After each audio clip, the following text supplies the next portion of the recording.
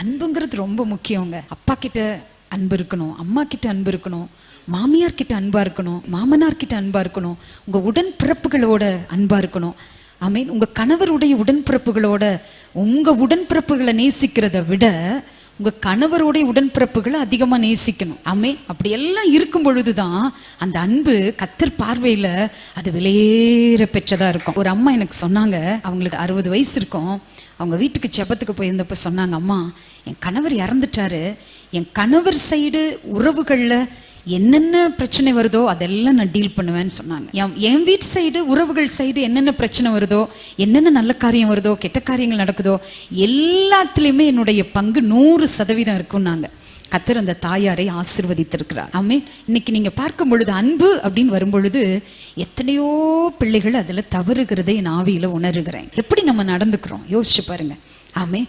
கணவனுடைய அம்மா கிட்ட நம்ம எப்படி நடந்துக்கிட்டோம் யோசிச்சு பாருங்க. அடிக்கடி எங்க அம்மா எனக்கு கற்றுக் கொடுப்பாங்க, அத்தையும் மாமாவும் இல்லாம ஐயா உனக்கு கிடைக்கல, இந்த பட்டணம் உனக்கு தெரிஞ்சிருக்காது, ஈரோட்டுக்கு நீ எப்படி வந்த, அவங்க எல்லாம் உனக்கு தெரிஞ்சுதான்னு கேட்பாங்க என்னைய. அப்ப பாருங்க எதுக்கு இதை சொல்றேன் அப்படின்னா, எப்படி நம்ம தாய்மார்கள் கிட்ட மாமியார் கிட்ட நடந்துக்கிறோம். ஏனோ ஆவியானவர் இதை இன்றைக்கு எனக்கு உணர்த்துகிறதுனாலே நான் சொல்லுகிறேன்.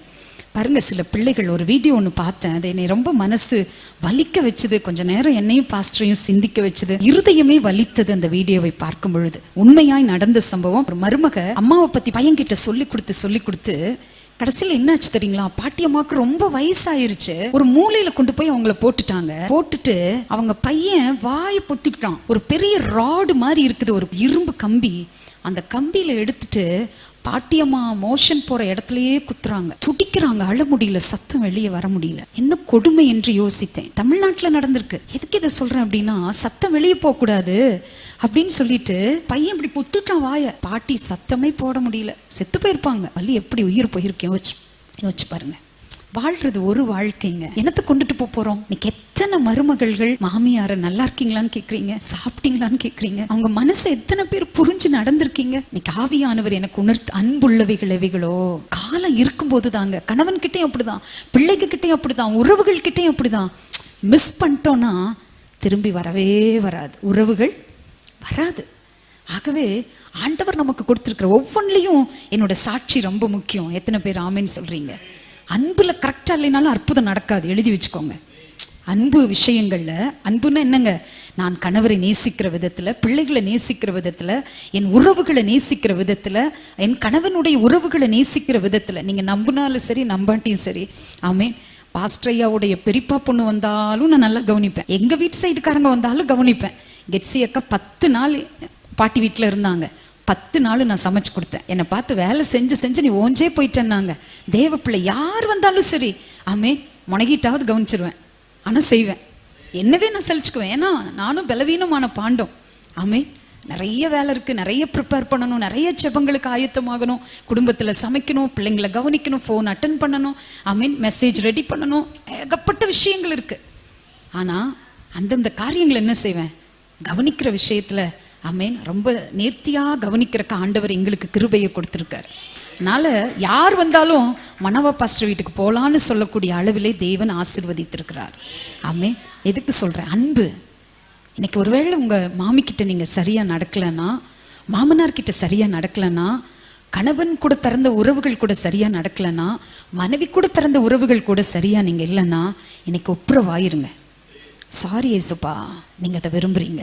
என்ன நம்ம ஒன்று செய்ய போறோம், நல்லா இருக்கீங்களா, சாப்பிட்டீங்களா, உடம்புக்கு பரவாயில்லையா, ஒரு 1000 ரூபாய் சம்பாதிக்கிறோமா, ஒரு 500 ரூபாய் உங்களுக்கு கொடுத்து பாருங்களேன். பெருமைக்காக சொல்லுங்க, கர்த்தர் நாம மகிமைக்காக சொல்றேன். பாஸ்டரையா ஒவ்வொரு மாசமும் என்னோட தாயாருக்கு பணம் கொடுப்பாங்க. எங்க அம்மாக்கு பென்ஷன் எவ்வளவு தெரியுங்களா, 1000 ரூபாய் பென்ஷன். ஆனா எங்க ஐயா மறக்காம எங்க அம்மா தம்பி கிட்ட கொடுத்துடுவாங்க, இதை கொண்டு போய் அம்மா கிட்ட கொடுத்துரு.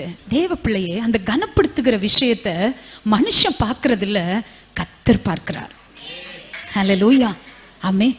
ஆகவே ஏசப்பா அன்புள்ளவைகள் எவைகளோ, என்னைக்காவது இதை சிந்திச்சிருக்கிறோமா, என்னைக்காவது யோசிச்சிருக்கிறோமா? வேதம் ஒரு காரியத்தை சொல்லும் பொழுது எல்லாத்துலயும் பெர்ஃபெக்ஷன் எதிர்பார்க்கும். இந்த வேதம் எல்லாத்தையும் என்ன பார்க்கும், நான் சரியா இருக்கிறேனான்னு பார்க்கும். பார்த்து பார்த்து பார்த்து ஆசீர்வாதங்களை அள்ளி கொட்டிடுவார் ஆண்டவர். ஹல்லேலூயா. சரின்னு தெரிஞ்சிருச்சுங்க. ஒரு டீச்சர், இப்ப கிருஷ்ணவேணி டீச்சர் ஹெச்எம்மா இருந்தவங்க, ஒரு குழந்தை ஒரு பரீட்சை எழுதி அவங்க பார்த்துருக்காங்க. அவங்க பார்த்துட்டு அதை மார்க் போடாம இருப்பீங்களா? ஒரு புள்ளி கூட தப்பு பண்ணல, கமா கூட கரெக்டா இருக்கு. அவங்க பார்த்துட்டு இல்ல இதுக்கு தவறு போடணும்னு போடுவாங்களா? ஏன் போட முடியாது? காரணம் என்ன? ஆமென். ஒரு பிழை இல்லாமல் அப்படியே அதுல எழுதப்பட்டிருக்கிறது. படிச்சதை அப்படியே எழுதி இருக்கா, அப்ளை பண்ணிருக்கா. சோ அதனால அவங்கனால என்ன செய்ய முடியாது? தப்பு போட முடியாது. அந்த மாதிரி தாங்க ஆண்டவரும் சில விஷயங்கள்ல நம்ம அவருக்காக நிற்கும் போது, நடக்கும் போது நம்மளை ஆசீர்வதிக்காம அவரால் கிராஸ் ஆக முடியாது. விசுவாசிக்கிறவங்க மாத்திர கரங்களை தட்டி, அன்புள்ளவைகள் எவைகளோ, நான் இருக்கனா, அன்பா இருக்கனா?